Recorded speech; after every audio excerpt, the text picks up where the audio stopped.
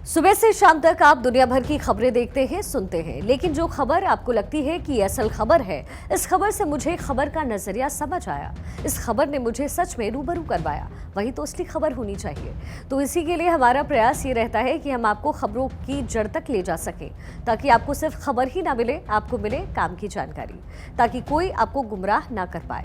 इसलिए अफवाहों से दूर सीधा और क्लियर कट खबरों को जानते हैं 9 PM स्पेशल की शुरुआत करते हैं। सबसे पहले बात होगी किसान आंदोलन 2.0 की। देश के रक्षक और अन्नदाता के बीच बढ़ रहे टकराव से नुकसान किसका? आखिर बात क्यों नहीं बन पा रही है और दिन पर दिन हिंसा क्यों बढ़ती जा रही है? आखिर आज आंदोलन में ऐसा क्या हुआ कि आंदोलन सवालों के घेरे में आ गया है? इसके बाद बात होगी एल्विश के जहर लोग की। क्या आप बेशर्मी की किसी भी हद तक चले जाओगे और उसके बाद भी अपने आप को पाक साफ बताओगे? ऐसा होता है क्या? इस पर भी डिटेल से बात करेंगे। इसके बाद बात करेंगे सीमा पर बढ़ती भारत की शक्ति की। समंदर से लेकर के सीमा तक चीन के बुरे दिन आने वाले हैं। कैसे भारत ने चीन को दोनों जगह घेरने के लिए मास्टर स्ट्रोक चला है, ये भी डिटेल में आपको बताने वाले हैं। लेकिन शुरुआत करते हैं किसान आंदोलन को लेकर। 9 PM स्पेशल में सबसे पहले बात किसान आंदोलन 2.0 की। 13 फरवरी से जारी किसान आंदोलन का चौथा दिन है आज। किसान अपनी मांगों को लेकर के अब तक शंभू बॉर्डर पर लगातार डटे हुए हैं। आज पंजाब हरियाणा के शंभू बॉर्डर पर फिर से हंगामा देखने को मिला। पुलिस ने किसानों पर आंसू गैस के गोले छोड़े। किसानों ने एक बार फिर से आगे बढ़ने की कोशिश की तो पुलिस ने एक्शन लिया। इसके चलते स्थिति एक बार फिर से तनावपूर्ण हो गई है। हरियाणा पुलिस के जवानों ने किसानों को आगे नहीं बढ़ने दिया। किसान पंजाब से हरियाणा में प्रवेश करके दिल्ली की तरफ से बढ़ना चाहते हैं। हालांकि किसान संगठनों ने फैसला किया है कि जब तक सरकार के साथ बातचीत चल रही है तब तक किसान एक सीमा से आगे नहीं जाएंगे। किसान और सरकार के बीच अब तक 3 दौर की बातचीत पहले ही हो चुकी है और जो कि बेनतीजा साबित रही। 15 फरवरी को 6 घंटे की मैराथन बैठक के बाद कई मांगों पर सहमति तो कई मांगों पर असहमति बनी। रविवार यानी 18 फरवरी को एक बार फिर से सरकार और किसान आमने सामने बैठेंगे और समाधान निकालने की कोशिश करेंगे। तो उसके ऊपर अर्धसैनिक फोर्स लगाई जाए, हमें पीसफुल प्रोटेस्ट करने का हक दीजिए। अगर आपने मांगे नहीं मांगनी है या फिर हमारी मांगे मान लीजिए।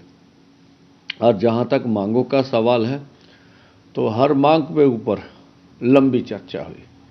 MSP के ऊपर सबसे ज़्यादा चर्चा हुई। तो बड़ा मुद्दा है। हम चाहते हैं कि MSP खरीद की गारंटी का कानून बने और सरकार का कहना है कि एक मैकेनिज्म सिस्टम बनाना पड़ेगा और इसलिए वो अपनी तौर से कोई ना कोई इस तरह का समय मांग के कुछ चाहते हैं कि सरकार में विचार विमर्श हो और उससे आगे कोई ना कोई बात हो। तो अब देखते हैं कि कल जो एतवार को जो मीटिंग होगी उसमें क्या निकल के आएगा। देखिए, पंजाब के जो किसान हैं वो पिछले 4 दिनों से आंदोलन पर डटे हुए हैं। उनकी मांग है कि स्वामीनाथन आयोग की रिपोर्ट के मुताबिक MSP लागू की जाए। इन सब के बीच हरियाणा पुलिस ने एक वीडियो जारी किया। पुलिस ने शंभू बॉर्डर पर तैनात पुलिस जवानों पर पत्थरबाजी के 2 वीडियो जारी किए। पुलिस ने उनकी पहचान करने की अपील की है।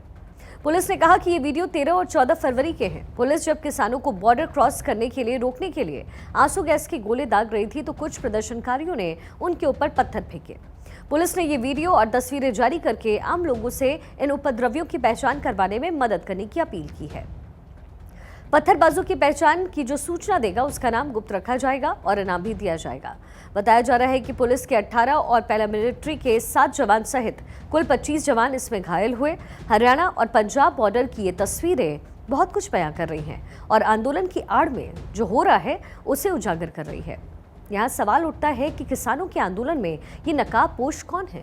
आंदोलन की आड़ में कौन जवानों पर पत्थर फेंक रहे हैं? क्या इसके पीछे कोई सोची समझी साजिश है? सरकार और किसान संगठन जब बातचीत से मसले का हल निकालना चाह रहे हैं तो वो कौन है जो पत्थर चला रहे हैं? कौन है जो कानून व्यवस्था को बिगाड़ना चाह रहे हैं? हरियाणा पुलिस ने अब से थोड़ी देर पहले एक और वीडियो जारी किया है, लेकिन उससे पहले आपको कुछ सुनाते हैं। आज उन्होंने एक वीडियो जारी की है। उन्होंने अपने उस गुनाह को उसमें छुपाने का प्रयास किया है। कहीं से वो वीडियो ली है, पता नहीं कहीं से ली है, लेकिन उसको उभार रहे हैं कि ये देखिए इनके लड़के हमें उकसा रहे हैं। मैं इधर से भी सभी हमारे युवाओं को निवेदन करना चाहता हूं कि कोई भी ऐसा मौका उनके हाथ ना दें जिस तरीके से वो आपका नुकसान कर पाए। हरियाणा पुलिस ने अब से थोड़ी देर पहले एक और वीडियो जारी किया है। हरियाणा पुलिस का कहना है कि पंजाब की सीमा से लगते शंभू बॉर्डर पर शांतिपूर्वक प्रदर्शन करने के आश्वासन के बावजूद प्रदर्शनकारियों द्वारा पुलिसकर्मियों को उकसाने के लगातार प्रयास किए जा रहे हैं। हरियाणा पुलिस ने किसानों से अपील की है कि कानून व्यवस्था बनाए रखने में सहयोग करें। उधर सरकार ने भरोसा जाहिर किया है कि रविवार को भी अच्छे वातावरण में बातचीत होगी और इन मुद्दों के हल के लिए आगे बढ़ेंगे। केंद्रीय मंत्री अनुराग ठाकुर ने कहा कि उन्हें पूरा विश्वास है कि प्रदर्शनकारी कोई हिंसा या तोड़फोड़ नहीं करेंगे। वो आए, वार्ता भी बहुत अच्छी हुई और अगली वार्ता का समय भी रविवार का तय हुआ है। मुझे पूर्ण विश्वास है रविवार को भी अच्छे वातावरण में बातचीत होगी और इन मुद्दों के हल के लिए हम आगे बढ़ेंगे।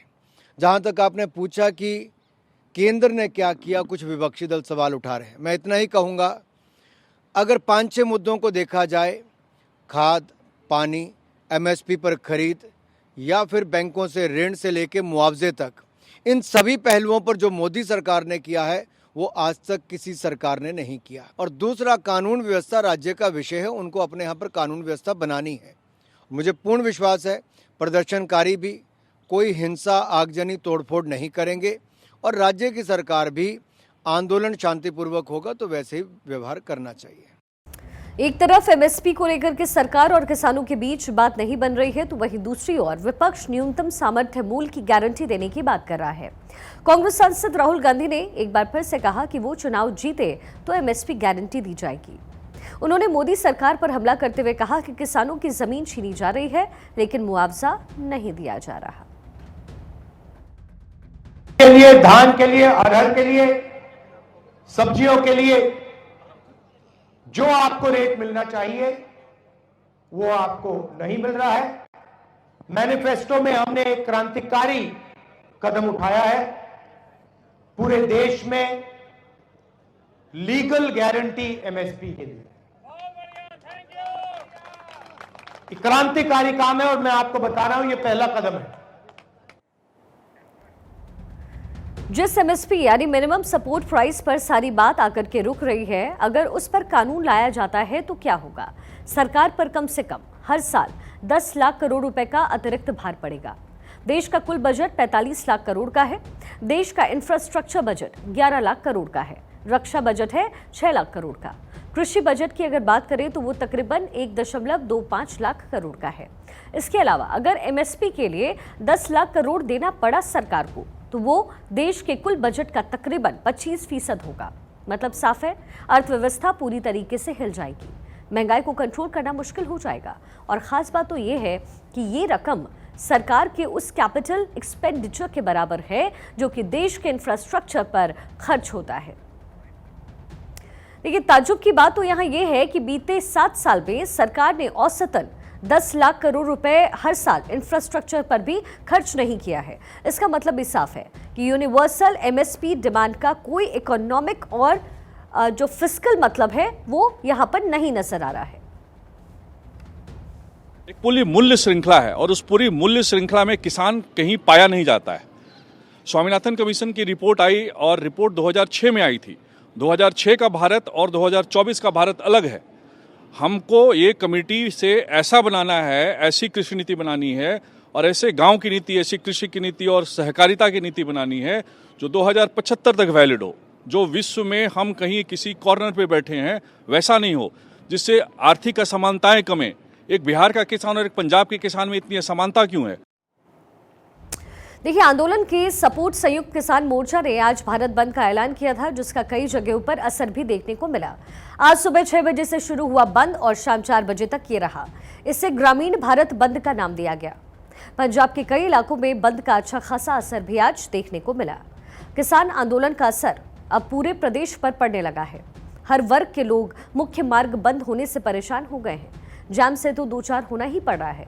अब आंदोलन का असर जनता की जेब पर भी पड़ने लग गया है। सब्जी मंडियों में बाहर से आने वाली सब्जियों के दामों में बढ़ोतरी देखने को मिल रही है। सब्जी के दाम इतने बढ़ चुके हैं कि बंदा खरीद नहीं पा रहा है, ना घर में सब्जी ले जा पा रहे हैं। बच्चों के लिए भी बड़ी मुश्किल है, इसके घर में परिवार है, वो क्या खाएगा क्या बचाएगा। और ये जो जाम लगा पड़ा है उसके वजह से ट्रक नहीं आ रहे सब्जियों के, इसी वजह से सब्जियों के दाम बढ़ रहे हैं। सब्जियों के दाम इतने महंगे हो चुके हैं कि गरीब बंदा तो खा ही नहीं सकता। और ये बॉर्डर पे जो ट्रक जाम हो रहे हैं, ये हो रहा है, इन्हीं की वजह से सब्जी आती है। और यही नहीं आएंगे तो फिर सब्जियां कहाँ से सस्ती होंगी। इतनी बुरी हालत है कि सब्जी बाजार से खरीद नहीं सकता। टमाटर 10 रुपए किलो था, 40 रुपए किलो है टमाटर। अगली बड़ी खबर का रुख करते हैं और बात बिग बॉस विनर और यूट्यूबर एल्विश यादव की करते हैं, जो इस बार बड़ी मुश्किल में फंसते नजर आ रहे हैं। रेव पार्टियों में सांपों का जहर सप्लाई करने के मामले में बड़ा खुलासा हुआ है और ये खुलासा हुआ है FSL यानी फॉरेंसिक साइंस लेबोरेटरी की रिपोर्ट में। एल्विश यादव पर गिरफ्तारी की अब तलवार लटकती नजर आ रही है। सबसे पहले आपको बताते हैं कि FSL की रिपोर्ट में दरअसल है क्या। FSL की रिपोर्ट में सांप के जहर होने की पुष्टि की गई। जांच रिपोर्ट में कोबरा करैत प्रजाति के सांप का जहर पाया गया। सैंपल जांच के लिए जयपुर भेजे गए हैं। नोएडा पुलिस ने सपेरों के कब्जे से बरामद हुए सांपों के जहर को जांच के लिए FSL लैब भेजा था। पुलिस को 9 जहरीले सांप और 20 मिलीमीटर जहर बरामद हुआ। आरोप है कि इन सांपों के जहर का इस्तेमाल रेव पार्टियों में हो रहा था। एल्विश समेत कई लोगों के खिलाफ केस दर्ज हुआ था। 15 अक्टूबर 2023 को रियलिटी शो बिग बॉस से चर्चा में आए यूट्यूबर एल्विश यादव समेत 6 लोगों के खिलाफ FIR नोएडा के सेक्टर 49 थाने में दर्ज की गई है। सांपों को वन विभाग ने मेडिकल परीक्षण के लिए भेजा था। इसमें खुलासा हुआ कि 5 कोबरा की विष ग्रंथि निकाली गई। बाकी के 4 सांप विषैले नहीं थे। परीक्षण के बाद इन सांपों को जंगल में छोड़ दिया गया, लेकिन अब जो रिपोर्ट सामने आई है उसने एल्विश यादव के होश उड़ा दिए हैं। एल्विश सांपों के जहर बेचने का उनके ऊपर आरोप है। इसे जहरीले सांपों का सौदागर भी कहा जा रहा है। रेव पार्टियों में सांपों का जहर का इस्तेमाल का आरोप उन पर है। एल्विश पर स्नेक वेनम जिंदा सांपों के साथ शूट करने का भी गंभीर आरोप है। पीपल फॉर एनिमल यानी PFA नाम की संस्था ने स्टिंग करके एल्विश के सांप कनेक्शन का खुलासा किया था। संस्था ने स्थानीय पुलिस के साथ मिलकर के इस पूरे मसले में एक स्टिंग करने का फैसला किया। पूरी प्लानिंग के जरिए एल्विश से संपर्क कर उसे नोएडा में एक रेव पार्टी में कोबरा वेनम का इंतजाम करने के लिए कहा गया। एल्विश PFA के मकसद को भांप नहीं पाए और उसके जाल में फंस गए। 15 अक्टूबर 2023 को एल्विश यादव के खिलाफ मेनका गांधी के NGO PFA ने शिकायत दर्ज की। ऑर्गेनाइजेशन के एनिमल वेलफेयर ऑफिस गौरव गुप्ता ने नोएडा पुलिस को एल्विश यादव के खिलाफ शिकायत दी। PFA ने एल्विश पर सांपों के जहर बेचने का गंभीर आरोप लगाया।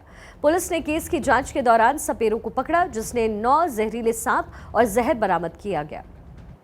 जहर की जांच के लिए FSL में सैंपल भेजे गए और इसके बाद केस में गिरफ्तार आरोपी राहुल यादव का एक और ऑडियो क्लिप सामने आया। राहुल ने PFA मेंबर को बताया कि उसने एल्विश की पार्टी में ड्रग्स पहुंचाए। पुलिस को राहुल के पास से 20 मिलीलीटर जहर मिला। नोएडा पुलिस ने इस मामले में एल्विश यादव से भी लंबी पूछताछ की थी। आरोपियों से पूछताछ के क्रम में यह मामला सामने आया कि यूट्यूबर एल्विश यादव की पार्टियों में बदरपुर से सांप लाए जा रहे थे और डिमांड के अनुसार सपेरे से लेकर के ट्रेनर और बाकी चीजें उपलब्ध करवाई जाती थी। राहुल ने पुलिस को कुछ अन्य आरोपियों के नाम भी बताए हैं जो रेव पार्टियों में वीन प्रोग्राम और सांपों का खेल करवाते थे। उनमें से कुछ ऐसे भी थे जिनका एल्विश यादव और सिंगर फाजिलपुरिया से साफ तौर पर कनेक्शन नजर आया। और अब रिपोर्ट आई है कि एल्विश की रेव पार्टी में कोबरा, करैत जैसे सांपों के जहर का इस्तेमाल धड़ल्ले से हो रहा था। एक रिपोर्ट के मुताबिक कोबरा की 1 ग्राम जहर की कीमत 4,000 रुपए से लेकर के 26,000 रुपए तक है। इन कीमतों के तय होने का मानक है कि कोबरा कितना जहरीला है। जिस कोबरा का जहर ज्यादा जहरीला होगा उसकी कीमत ज्यादा होगी। इंटरनेशनल बाजार में ये कीमतें और भी ज्यादा बढ़ जाती है।